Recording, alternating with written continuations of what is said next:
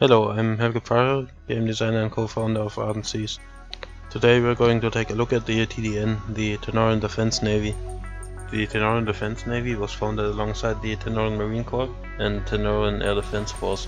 The TDN is the naval branch of the Tenorran Defense Union, which is a political union similar to the EU or NATO, and was founded about a century before the events of Ardent Seas. The origins of the TDU can be traced all the way back to the present day, 5,750 years before the events of Ardent Seas.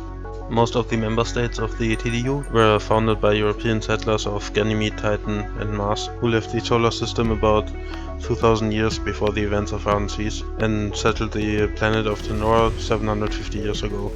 And now let's have a look at the actual gameplay of the TDN. TDN ships are generally very agile but not very well armored.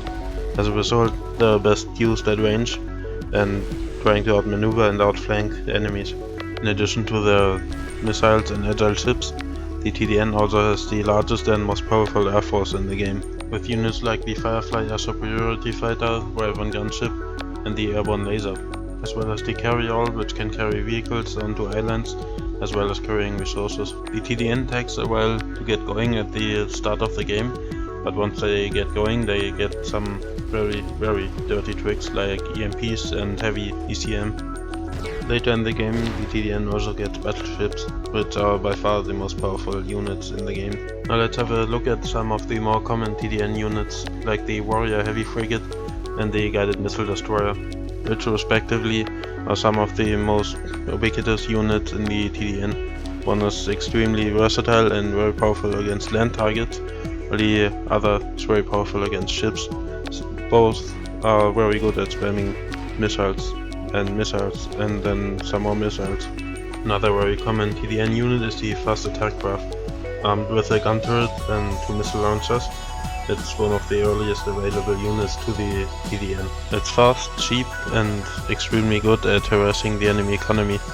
On the ground the TDN plays a bit differently. Instead of having fast and long range units, they have more heavily armored vehicles like the Panther heavy battle tank, the Marksman heavy artillery and so on. But they also have some faster and more lightly armored units like the hover tank and the self-propelled anti-aircraft gun. Unlike the Coalition Navy, for example, however, the TDN does not get an amphibian transport.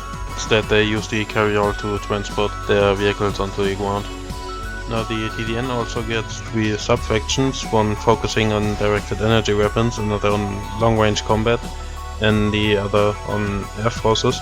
But I'm not going to go into those in this video, that's a matter for another video, as this will be the first of probably 4 or 5 videos of this type. When it comes to resources, the TDN uses fuel and ammunition to run their ships, uses metal and hydrocarbons to power their ships.